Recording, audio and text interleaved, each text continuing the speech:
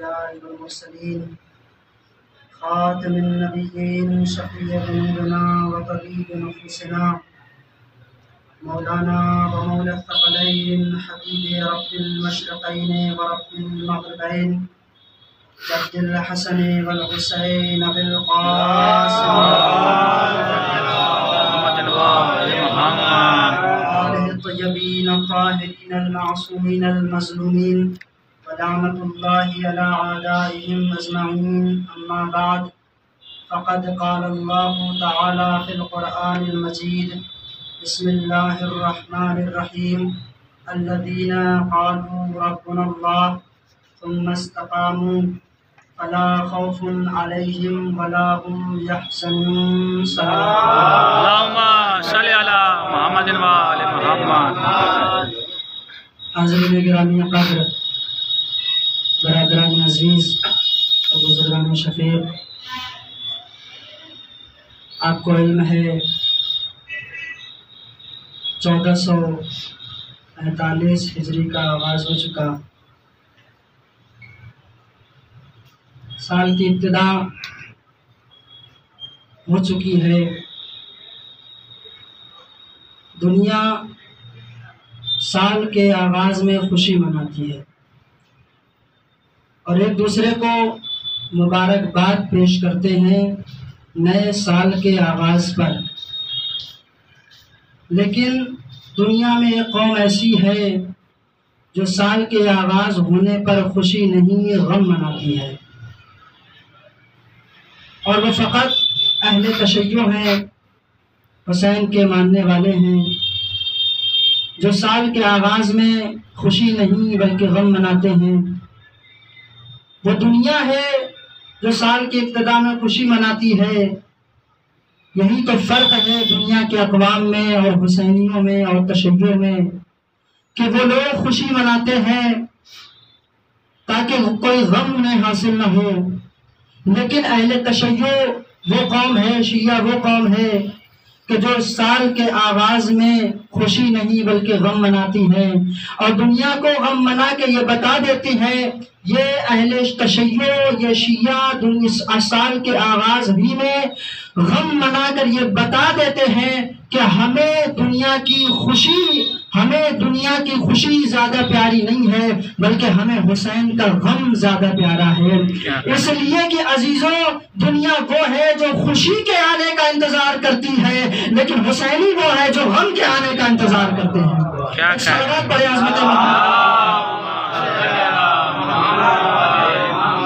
عزیزان محترم، یہ سال کے آغاز ہی میں فرش بچھا دیا، حسین کا غم منانے کے لیے علم سجا دیا، تعزیہ سجانے لگے، شہنشی سجا دیا، عزاخانے کھول دیے گئے۔ کیوں؟ عزاخانوں کا کھولنا، تعزیوں کا سجانا، علم کا نصب کرنا اس بات کی دلیل ہے، یہ اس بات کی دلیل ہے کہ مودت اہل بیت ادا کرنے والے ہم ہی لوگ ہیں۔ عزیزان محترم، یہ عزاخانوں کا سجانا، لیکن ایک بات یہ بھی یاد رکھیے گا کہ عزاخانہ سجا کر، تعزیہ اٹھا کر، علم کو نصب کر کے ہم کوئی احسان نہیں کر رہے ہیں، بلکہ یہ تو مقدر کی بات ہے کہ تعزیہ کون سجاتا ہے، علم کون نصب کرتا ہے، شہنشین کون سجاتا ہے، فرش عزا کون بچھاتا ہے، یہ تو مقدر کی بات ہے۔ مگر اپنے مقدر پر یہاں تک تو ٹھیک ہے کہ یہ ہمارا نصیب ہے، ہم حسین کا غم منا رہے ہیں، مگر عزیزو اتنا یاد رکھنا کہ یہ غم حسین ہمارے فرش بچھانے کی وجہ سے باقی نہیں ہے، ہمارے علم نصب کرنے کی وجہ سے باقی نہیں ہے، ہمارے شہنشین سجانے کی وجہ سے باقی نہیں ہے، بلکہ معاملہ الٹا ہے، ہماری وجہ سے عزاداری باقی نہیں ہے بلکہ عزاداری کی وجہ سے ہم باقی کیا کہنے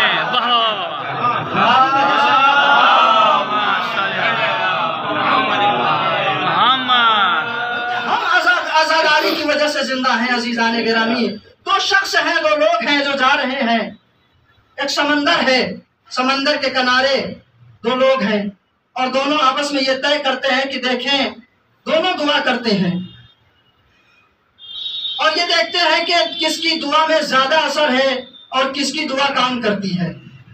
عزیزان محترم، دونوں الگ الگ مقامات پہ بیٹھ گئے، پہلا دعا کرنے لگا ادھر اور دوسرا دعا کرنے لگا ادھر۔ ایک شخص وہ ہے جو دعا کر رہا ہے اور دوسرا شخص بھی وہ ہے جو دعا کر رہا ہے، مگر دونوں میں فرق ہے۔ ایک شخص ہے جو دعا کر رہا ہے اور اس نے دعاؤں میں بہت ساری چیزیں مانگی، کھانا مانگا، پانی مانگا، لباس مانگا، گھر مانگا، ساری چیزیں اس نے دعاؤں میں مانگی، اور جیسے ہی وہ دعا مانگتا گیا اسے اس کی دعا قبول ہوتی گئی اور ساری چیزیں اسے میسر ہوتی گئی۔ کھانا اس کے لیے آ رہا ہے، پانی اس کے لیے آ رہا ہے، لباس اس کے لیے آ رہا ہے، تمام سہولیات اور تمام ضروریات کی چیزیں اسے میسر ہو رہی، دعا کر رہا ہے۔ ایک دوسرا شخص ادھر دعا کر رہا ہے، اس کی دعا قبول نہیں ہو رہی ہے، پتہ نہیں اس نے دعا میں کیا مانگا، توجہ چاہ رہا ہوں، پتہ نہیں اس نے دعا میں کیا مانگا کہ اس کی دعا قبول نہیں ہو رہی ہے۔ عزیزان محترم، ایک مرتبہ کوئی شخص تیسرا آیا، اس نے کہا کیا بات ہے، الگ الگ کیوں بیٹھے ہو؟ تو اس نے کہا ہم نے یہ آپس میں طے کیا ہے کہ دونوں دعا مانگتے ہیں اور دیکھتے ہیں کس کی دعا میں زیادہ اثر ہے، کس کی دعا جلدی قبول ہوتی ہے۔ وہ شخص ہے جو فوراً دعا کرنے لگا۔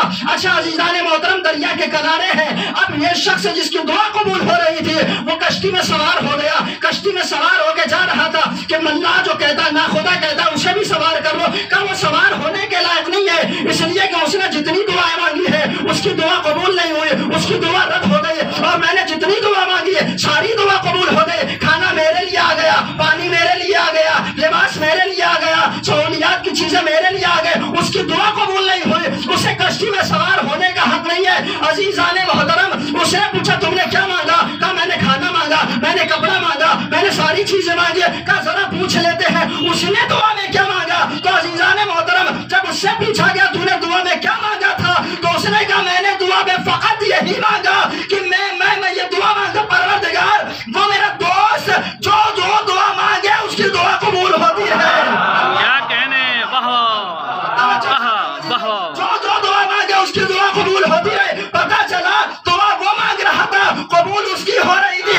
اس کا مطلب یہ ہے کہ اگر ہمیں کچھ حاصل ہو رہا ہے تو اپنی دعا پہ ناز نہ کرو، ہو سکتا ہے کوئی دعا کر رہا ہو ہمارے حق میں، کسی دوست کی دعا، کسی بھائی کی دعا، کسی چاہنے والے کی دعا قبول ہو رہی ہو۔ تو عزیزان محترم، یہ تصور مت کرنا کہ فرش اعضا ہماری وجہ سے باقی ہے، کوئی غیبت میں رہ کے دعا مانگ رہا ہے۔ کیا کہنے، واہ واہ واہ،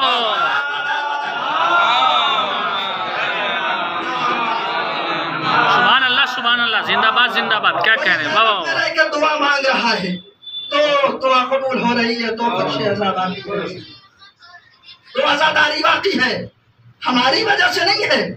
یہ آزاداری ہماری پہچان ہے، یہ آزاداری، یہ مجلس حسین ہماری پہچان ہے، یہ مجلسوں میں علی کا ذکر ہماری پہچان ہے۔ پیغمبر اسلام نے دیکھا کہ کچھ لوگ بیٹھے ہوئے آپس میں بحث کر رہے ہیں، آپس میں باتیں کر رہے ہیں، دنیا داری کی باتیں ہو رہی ہیں۔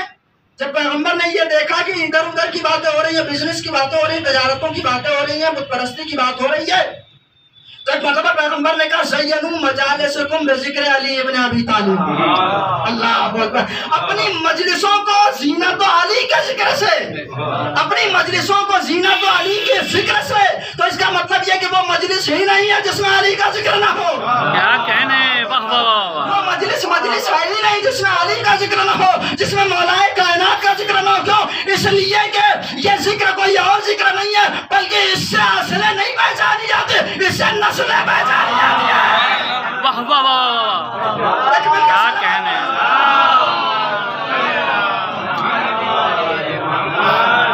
اس سے اصلیں نہیں پہچانی جاتی بلکہ اس سے نسلیں پہچانی جا رہی ہیں عزیزوں۔ اور مجلسوں میں کربلا کا ذکر، حسین ابن علی کا ذکر، یہ ہمارا مقدر ہے، یہ ہمارا نصیب ہے جو ہم برپا کر رہے ہیں۔ 1400 صدیاں گزر گئیں لیکن یہ ذکر نہ مٹ سکا۔ بڑی بڑی جنگیں ہوئی تاریخ میں، ہسٹری میں، تاریخ میں بڑی بڑی جنگیں ہوئی، 40 سالوں تک جنگیں لڑی جاتی تھیں، مگر ان جنگوں کا نام و نشان نہیں ہے۔ تاریخ میں بلڈ سنڈے بھی موجود ہے، جس ایک دن میں لاکھوں لوگ مارے گئے تھے، خونی اتوار، لیکن اس کا کوئی ذکر نہیں، اس طرح سے جیسے کربلا کا ذکر ہے۔ کیوں؟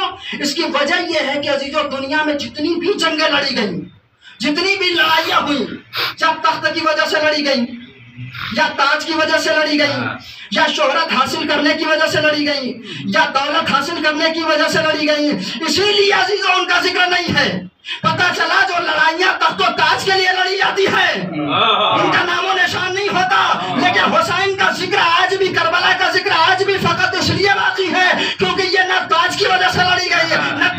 طریقے سے لڑی گئی ہے، نہ حکومت کو حاصل کرنے کے لیے لڑی گئی ہے، بلکہ حسین نے جو لڑائی لڑی ہے فقط انسانیت کے لیے لڑی ہے۔ کیا کہنے، تو تاج کے لیے لڑائی نہیں ہوئی، یہ انسانیت کے لیے لڑی گئی ہے۔ گرو نانک بڑا مشہور نام ہے، ایک بار اپنے شاگرد کو بلایا اور کہا کہ جاؤ فرش عزا بچھاؤ، جاؤ عزا خانہ سجاؤ، جاؤ حسین کا ذکر کرو۔ تو ایک بار ان کا شاگرد کہتا میں کیوں حسین کا ذکر کروں، ان کا تعلق ہمارے مذہب سے نہیں ہے، ہمارا مذہب کچھ اور ہے اور وہ کہیں اور ہیں۔ تو ایک مرتبہ جب اپنے شاگرد سے یہ جملے سنے تو ایک مرتبہ برہم ہو کر کہتے جاؤ اور جا کر اپنی بہن سے شادی کر لو۔ میں یہ جملہ کبھی نہیں کہتا مگر یہ تاریخ میں موجود ہے عزیزوں، اپنی بات کو سمجھانے کے لیے میں کہہ رہا ہوں جاؤ جا کے اپنی بہن سے شادی کر لو۔ ایک مرتبہ شاگرد برہم ہو گیا اور غصے میں کہتا ہے آپ میرے استاد ہیں، آپ میرے گرو ہیں اور آپ ایسی باتیں کر رہے ہیں، میں کیسے کر سکتا ہوں شادی کا، کیوں نہیں کر سکتے؟ کہا اس کی وجہ یہ ہے کہ میرا ضمیر گوارا نہیں کرے گا۔ کیا کہنے، ضمیر اجازت نہیں دے گا، میرا ضمیر گوارا نہیں کرے گا کہ میں اپنی بہن سے شادی کروں۔ یہی میں ٹھہر کے انہوں نے کہا کیوں شادی نہیں کرو گے؟ کہا یہ کہ میرا ضمیر گوارا نہیں کرے گا۔ گرو نانک نے مسکرا کے کہا اسی ضمیر کو تو حسین کہتے ہیں۔ کیا کہنے، واہ واہ، ماشاء اللہ، محمد وآل محمد، سبحان اللہ سبحان اللہ، واہ ضمیر کو تو حسین کہتے ہیں جو روک رہا ہے۔ عزیزوں اس کا مطلب یہ ہے کہ حسین نے حکومت حاصل کرنے کے لیے جنگ نہیں لڑی، حسین نے انسانیت کو بچانے کے لیے، حسین نے بشریت کو، آج اگر انسانیت باقی ہے، آج اگر بشریت باقی ہے تو وہ جو کربلا میں 10 محرم کو لڑائی لڑی گئی تھی، وہ جو کربلا میں 10 محرم کو واقعہ نمودار ہوا تھا جس کے لیے حسین نے اپنا سب کچھ قربان کر دیا، اس کی وجہ سے آج انسانیت باقی ہے۔ اگر حسین نہ ہوتے تو آج ایک دوسرے کے بھائی بہن باپ بیٹے یقیناً کچھ اور ہی منظر نظر آتا۔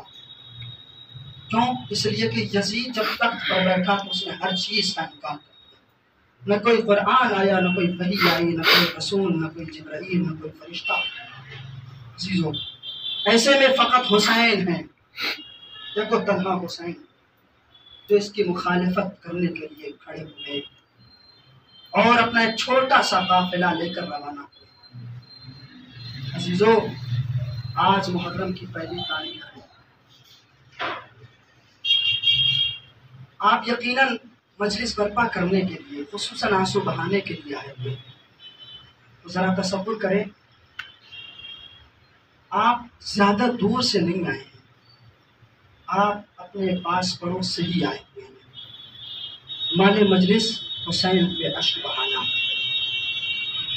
مگر عزیزوں یہ سوچ کر گریہ کرنا کہ جہاں کہیں بھی مجلس برپا ہوتی ہے، جہاں کہیں بھی فرش بچھایا جاتا ہے، وہاں ایک بی بی ہے جو بڑی دور سے آتی ہے،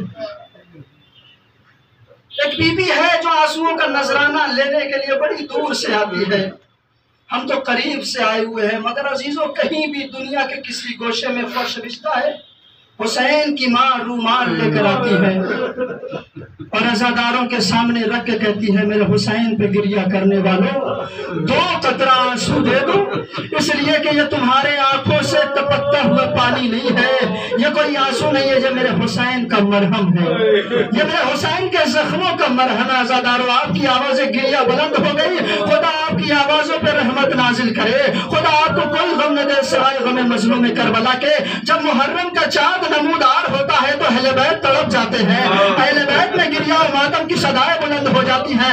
عزاداروں 8ویں امام کے سامنے ان کا صحابی آتا ہے اور کہتا ہے مولا میں مرثیہ کہہ کے لایا ہوں، مولا میں سنانا چاہتا ہوں، کہا میرے چاہنے والے مرثیہ سنا، میں ممبر سجا دیتا ہوں، میں فرش عزا بچھا دیتا ہوں، میں پردے کا اہتمام کر دیتا ہوں۔ ایک مرتبہ 8ویں امام نے جب پردے کا اہتمام کیا، ممبر رکھ دیا گیا، وہ صحابی آ کر کہتا ہے کہ مرثیہ پڑھتا، عزیزہ مرثیہ عجیب و غریب جملہ ہے، آ کر مرثیہ پڑھتا ہے اور کہتا ہے دنیا کے سب سے اچھے انسان کی بیٹی فاطمہ زہرا مدینے سے اٹھیے اور خود کو کربلا پہنچائیے،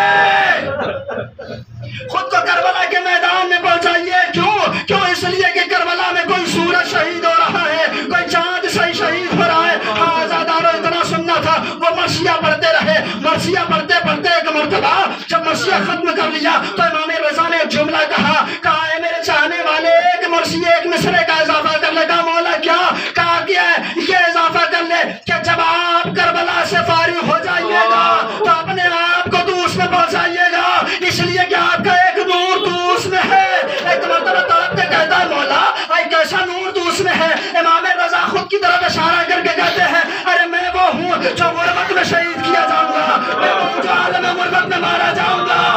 عزاداران مظلوم کربلا اتنا سننا تھا، جیسے امام رضا نے یہ جملہ کہا کہ میں غربت میں مارا جاؤں گا، میں عالم غربت میں شہید ہو جاؤں گا، تو عزاداروں ایک مرتبہ پردے میں بیٹھی معصومہ امام رضا کی بہن پچھاڑے کھانے لگی ہے، قمیض آ کے کہتی ہے مرثیہ پڑھنے والے رک جا، اس لیے کہ مام کی بہن تڑپ رہی ہے، بے ہوش ہو گئی ہے۔ ہاں عزاداروں کیوں بے ہوش ہو گئی؟ اس لیے کہ امام کی شہادت کی خبر پائی ہے، امام کی شہادت کی خبر پاتے ہی بے ہوش ہو گئے۔